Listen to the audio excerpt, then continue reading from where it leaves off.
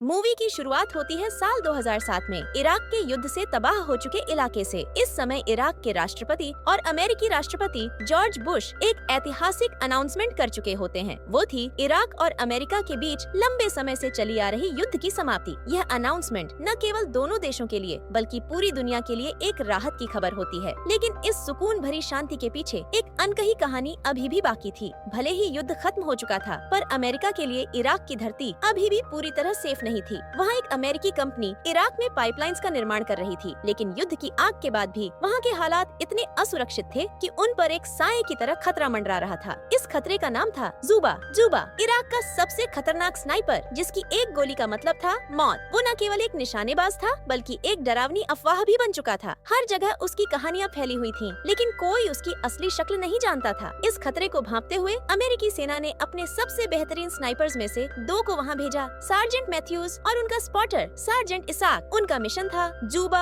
या जो भी उन निर्दोष वर्कर्स को मार रहा था उसे खत्म करना। यह एक ऐसा मिशन था जिसमें एक चूक की भी कोई गुंजाइश नहीं थी। सूरज की तपती गर्मी के बीच ये दोनों स्नाइपर्स इराक के वीरान पत्थरों के बीच छुपे हुए थे, जैसे कि शेर अपने शिकार का इंतजार करते हैं। उनकी नजरें हर छोटी सी हरकत पर थीं। जैसे ही कोई दुश्मन दिखाई दे वो तुरंत उसके निशाने पर आ जाए। समय जैसे थम सा गया था। एक मिनट घंटों की तरह बीत रहा था। 20 घंटे से ज्यादा हो चुके थे उन्हें वहाँ छिपे हुए, लेकिन किसी दुश्मन की कोई आहट नहीं थी। मैथ्यूज का सब्र अब टूटने लगा था। वो धीरे धीरे बेचैन होने लगा। उसकी आंखों में थकान और अधीरता साफ नजर आ रही थी। आखिरकार वो इसाक से कहता है, मुझे नहीं लगता कि यहाँ कोई दुश्मन है, हमें यहाँ से निकलकर खुद जाकर चेक करना चाहिए। लेकिन इसाक की नजरों में अभी भी एक अनजाना डर था। वह धीरे से बोलता है, नहीं, हमें वहाँ नहीं जाना चाहिए। यहाँ मरे हुए सभी लोगों के सिर में गोली लगी है। हो सकता है कि यहाँ कहीं जुबा छिपा हो। वो किसी को भी पल भर में खत्म कर सकता है। मैथ्यूज हंसते हुए कहता है, 30 सेकंड में कोई कैसे 8 लोगों को मार सकता है? इसाक, मुझे लगता है कि यह काम किसी ग्रुप का है, न कि एक स्नाइपर का। इस बहस के दौरान दोनों के बीच तनाव बढ़ता जा रहा था। एक तरफ मैथ्यूज का पॉइंट था कि उन्हें आगे बढ़कर स्थिति का जांचना चाहिए, जबकि इसाक की छठी इंद्री उन्हें चेतावनी दे रही थी कि कहीं आसपास मौत घात लगाए बैठी है। इसाक के चेहरे पर पसीने की बूंदें साफ झलक रही थीं, जैसे उन्हें जुबा की छुपी हुई आंखें महसूस हो रही हों। आखिरकार मैथ्यूज खड़ा हो गया। उसने अपने स्पॉटर इसाक की ओर देखा और कहा, मुझे नहीं लगता यहाँ कोई दुश्मन मौजूद है। मैं खुद जाकर वहाँ की कंडीशन चेक करता हूँ। अगर तुम्हें सही लगता है तो तुम मुझे पीछे से कवर कर सकते हो। इसाक के दिल में डर का एक अजीब सा खौफ था। उसने तुरंत मैथ्यूज को रोका, नहीं, हमें वेट करना चाहिए, ये खतरनाक हो सकता है। लेकिन मैथ्यूज अब इस डर से बोर हो चुका था। उसने इसाक की बात को नजरअंदाज करते हुए कंस्ट्रक्शन साइट की ओर कदम बढ़ा दिए। उसके हर कदम के साथ दोनों की धड़कनें तेज हो रही थीं। इसाक के पास अब कोई और ऑप्शन नहीं था, इसलिए उसने अपनी निगाहें मैथ्यूज पर जमाए रखी। कंस्ट्रक्शन साइट पर पहुंचते ही मैथ्यूज को वहां का दृश्य बेहद भयानक नजर आया। चारों ओर अमेरिकन सोल्जर्स और वर्कर्स की डेड बॉडीज पड़ी थीं।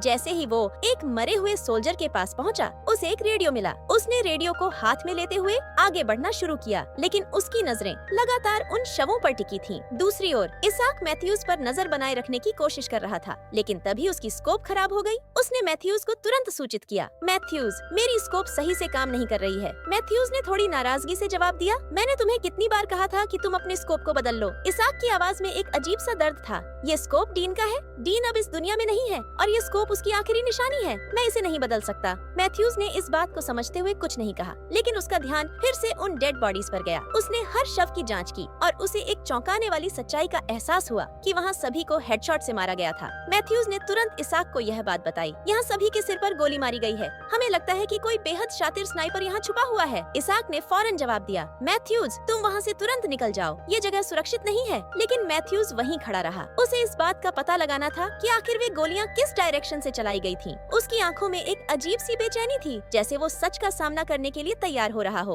और तभी हवा में एक तेज आवाज गूंजी। एक गोली तेजी से चली और सीधे मैथ्यूज के शरीर से टकराई और उसी वक्त वो लड़खड़ाते हुए नीचे गिर पड़ा। इसाक के चेहरे पर खौफ साफ दिख रहा था। वो तुरंत रेडियो पर चिल्लाया, मैथ्यूज, क्या तुम ठीक हो? लेकिन जवाब में सिर्फ सन्नाटा था, और वो सन्नाटा मौत से भी ज्यादा खौफनाक था। फिर मैथ्यूज की कमजोर होती आवाज में इसाक को सुनाई दिया, मुझे गोली लगी है। ये सुनते ही इसाक के दिल की धड़कनें तेज हो गईं। उसने तुरंत फैसला किया कि वो मैथ्यूज को अकेला नहीं छोड़ेगा। उसे हर हालत में अपने साथी को बचाना था। इसाक कंस्ट्रक्शन साइट की तरफ तेजी से भागने लगा, लेकिन वो जानता था कि दुश्मन कहीं पास ही है। उसे खुद को बचाना भी था, इसलिए वो जिगजैग पोजीशन में दौड़ने लगा ताकि स्नाइपर का निशाना चूक जाए। जैसे ही वो मैथ्यूज के पास पहुंचा, एक और गोली चलती है जो इसाक के पैर में जा लगती है। दर्द से कराहता हुआ इसाक तेजी से एक वॉल के पीछे जाकर छुप गया ताकि स्नाइपर उसे देख न सके। उधर मैथ्यूज मैथ्यूज दर्द से तड़प रहा था। उसकी हालत तेजी से बिगड़ रही थी। उसने इसाक से कहा, जल्दी बेस पर कांटेक्ट करो और बैकअप बुलाओ, हमें रेस्क्यू टीम की जरूरत है। इसाक अपने घायल पैर की ओर देखता है जहाँ से खून तेजी से बह रहा था। वो अपने घाव पर पट्टी बांधने की कोशिश करता है ताकि खून बहना बंद हो जाए। इसके बाद वो अपने बैग से रेडियो निकालता है और बेस से कांटेक्ट करने की कोशिश करता है, लेकिन दुर्भाग्य से रेडियो में कोई फ्रीक्वेंसी नहीं थी क्योंकि रेडियो का एंटीना टूट चुका था। इसाक की आंखों में चिंता और डर साफ झलक रहे थे। उसने महसूस किया कि स्नाइपर ने जानबूझकर एंटीना को निशाना बनाया था ताकि वे अपने बेस से कांटेक्ट न कर सकें। मैथ्यूज अब भी जिंदा था लेकिन कमजोर पड़ता जा रहा था। उसने राइफल तक पहुंचने की कोशिश की लेकिन इसाक ने उसे सावधान किया, हिलो मत वरना स्नाइपर तुम्हें फिर से निशाना बना लेगा। इसाक ने दीवार में एक होल किया और उसमें अपनी स्कोप को फिट किया ताकि वो स्नाइपर की पोजीशन का पता लगा सके। इस बीच उसने अपने पैर में लगी गोली को बाहर निकालने का फैसला किया। दर्द असहनीय था लेकिन उसने हिम्मत नहीं हारी। जैसे ही गोली बाहर निकली उसका शरीर दर्द से कांप उठा और वो बेहोश हो गया। कुछ समय बाद जब उसे होश आया तो उसने रेडियो पर कुछ हलचल सुनी। उसकी थकी हुई आंखों में एक उम्मीद की किरण चमकी। उसे लगा कि बेस से कोई उससे कांटेक्ट करने की कोशिश कर रहा है। वो धीरे से बोलता है, ये इसाक है, हमें गोली लगी है, हमें तुरंत मदद की जरूरत है। रेडियो पर दूसरी तरफ से आवाज आई, हम तुम्हें देख नहीं पा रहे हैं, अपनी लोकेशन बताओ या फिर जहाँ हो वहाँ से खड़े होकर गोली चलाओ, तभी हम तुम्हारे पास आकर तुम्हें बचा सकते हैं। उनकी बात सुनकर इसाक थोड़ा परेशान हो जाता है जिस वजह से उसे उस आदमी पर शक होने लगता है। एक तो वो आदमी जो कुछ भी इसाक से करने के लिए कह रहा था वो सारी चीजें नियमों के सख्त खिलाफ थीं। इसाक नोटिस करता है कि उस आदमी का एक्सेंट एक अमेरिकन की तरह बिल्कुल भी नहीं लग रहा है। इसलिए इसाक समझ जाता है कि वो वही स्नाइपर है जिसने उन्हें गोली मारी है। वो स्नाइपर अब इसे भी मारना चाहता है, इसलिए वो इसकी एग्जैक्ट लोकेशन पूछ रहा है। दरअसल उस स्नाइपर को इसाक के रेडियो की फ्रीक्वेंसी मिल गई थी जिस वजह से वो इससे बात कर सकता था। इसाक कहता है, भाई साहब मैं जानता हूँ कि तुम कौन हो। यह सुनकर वो कहता है, मैं जानता था कि तुम मुझे पहचान लोगे, इसलिए अगर तुम यहाँ जिंदा रहना चाहते हो और अगर अपने साथी को भी जिंदा देखना चाहते हो तो तुम मुझसे बात करते रहो। इसाक अब जान चुका था कि यह एक खतरनाक खेल है। उसके सामने मौत खड़ी थी लेकिन उसे न केवल खुद को बल्कि अपने साथी मैथ्यूज को भी बचाना था। इसाक को पता था कि अगर उसे मैथ्यूज को जिंदा रखना है तो उसे उस स्नाइपर से बात करनी ही पड़ेगी। वो ना चाहते हुए भी उससे बातचीत कंटिन्यू रखता है ताकि मैथ्यूज को बचाने का कोई मौका मिल सके। बातचीत के दौरान स्नाइपर इसाक से कई व्यक्तिगत सवाल पूछता है, जैसे कि वो स्नाइपर कैसे बना और उसके फैमिली में कौन कौन है। इसाक समझता है कि स्नाइपर उसे जानने की कोशिश कर रहा है लेकिन वो उसे सिर्फ इसलिए जानकारी देता है ताकि बातचीत लंबी खींच सके। इस बीच इसाक अपने स्कोप का इस्तेमाल करके स्नाइपर की लोकेशन जानने की कोशिश करता है और साथ ही वो जमीन पर एक मैप भी बनाता है और सोचता है कि आखिरकार वो स्नाइपर एग्जैक्ट कहाँ हो सकता है। जब इसाक स्नाइपर से पूछता है कि वह कौन है तो वह जवाब देता है, मैं यहाँ का एक सिविलियन हूँ और सिर्फ अपने देश को बचाने की कोशिश कर रहा हूँ। इसाक कहता है, तुम यह सब क्यों कर रहे हो? यहाँ का युद्ध तो अब खत्म हो चुका है। तुमने जो भी लोग मारे वे सब मासूम थे। वे सिर्फ पाइपलाइन में काम कर रहे थे जिसका प्रॉफिट इराकी सरकार को ही मिलने वाला था, लेकिन तुम यहाँ सब कुछ बर्बाद कर रहे हो। स्नाइपर ठाका लगाकर हंसता है और कहता है, भाई साहब युद्ध सिर्फ तुम्हारे लिए खत्म हुआ है, हमारे लिए नहीं। तुम्हें लगता है कि पाइपलाइन का सारा पैसा इराकी सरकार को मिलेगा? नहीं, वो सब पैसा अमेरिकन सरकार को जाएगा। इस बीच इसाक को एक सोल्जर के पास एक रेडियो दिखाई देता है। वो उस स्नाइपर की बातों को इग्नोर करके रेडियो लेने की कोशिश करता है लेकिन स्नाइपर वार्निंग देता है, ओए हेलो, मुझसे बात करते रहो वरना मैं मैथ्यूज को मार दूंगा। इसाक हैरान होकर पूछता है, तुम्हें उसका नाम कैसे पता? स्नाइपर कहता है, मुझे तो यह भी पता है कि तुमने कितने लोगों को मारा है। अगर आज मैंने मैथ्यूज को मार दिया तो यह दूसरा आदमी होगा जो तुम्हारी गलती से मरेगा, क्योंकि पहले भी एक आदमी तुम्हारी गलती से मरा था और उसका नाम डीन था। यह सुनकर इसाक हिल गया क्योंकि ये बात सच थी। डैड डीन उसकी गलती से मारा गया था क्योंकि उसका निशाना चूक गया था और गोली डीन को लग गई थी। इसाक को समझ नहीं आता कि स्नाइपर को यह सब कैसे पता है। खैर, अब इसाक को प्यास लग रही थी। उसने अपनी पानी की बोतल निकाली लेकिन बोतल पूरी तरह से खाली थी। स्नाइपर ने ठंडे स्वर में कहा,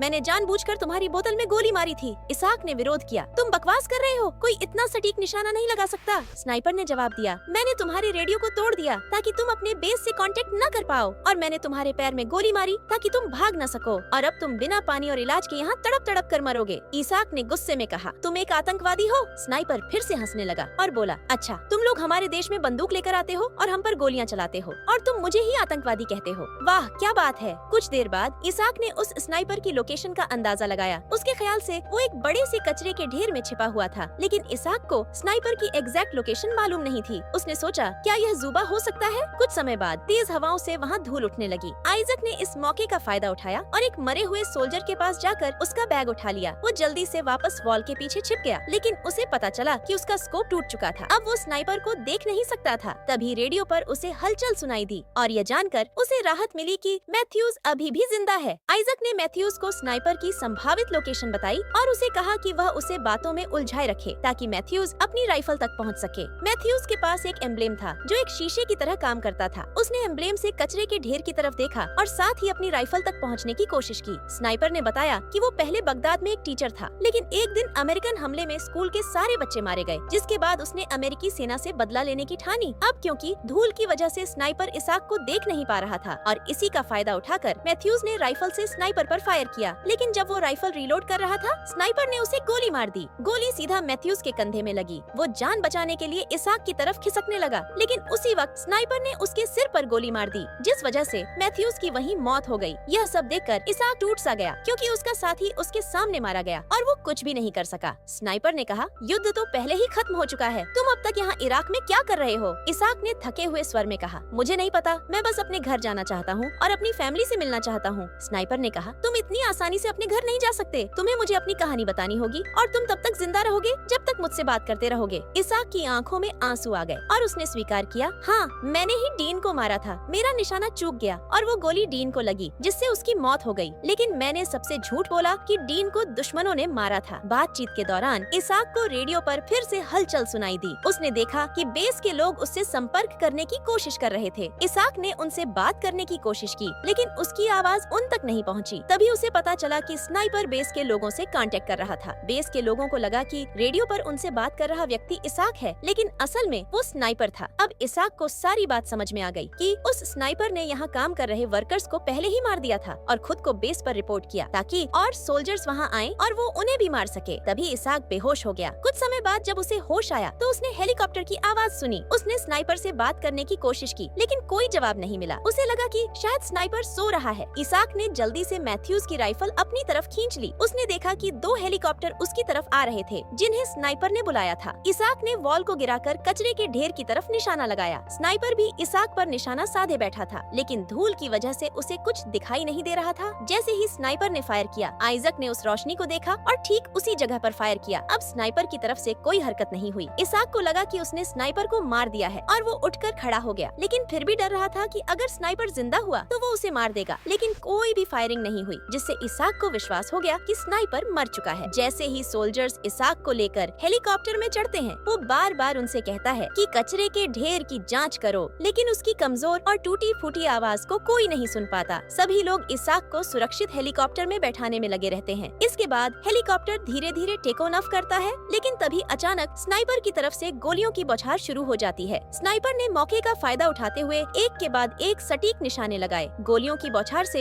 हेलीकॉप्टर के पायलट और बाकी सोल्जर्स घायल हो जाते हैं, जिस वजह से हेलीकॉप्टर का बैलेंस बिगड़ जाता है और वो तेजी से नीचे गिरने लगता है। उस वक्त इसाक के सामने सब कुछ धुंधला पड़ जाता है। हेलीकॉप्टर क्रैश होते ही उसमें आग लग जाती है और एक भयानक विस्फोट होता है, जिस कारण इसाक, मैथ्यूज और बाकी सभी सोल्जर्स वहीं मारे जाते हैं। स्नाइपर ने अपनी प्लानिंग के अनुसार सभी को खत्म कर दिया था और आखिर में हेलीकॉप्टर का मलबा जलते हुए रेगिस्तान में बिखर जाता है और इसी के साथ यह कहानी यहीं समाप्त हो जाती है। तो हाँ जी दोस्तों, कैसी लगी आज की धमाकेदार वीडियो? मजा आया ना? अब सोचो, अगर आपको रोज रोज ऐसा मजा मिलता रहे तो क्या बात होगी। हाँ, आपकी अपनी मुस्कान आपके लिए हर दिन कुछ नया और शानदार लेकर आने वाली है। तो कहीं ऐसा ना हो कि आप ये मजा मिस कर दें। अभी के अभी सब्सक्राइब का बटन दबाओ और लाइक ठोकना तो बनता ही है ना? मैं जल्दी ही मिलूंगी एक और जबरदस्त वीडियो के साथ। तब तक के लिए हंसते रहो, मुस्कुराते रहो और अपना ख्याल रखना। Tata, bye bye.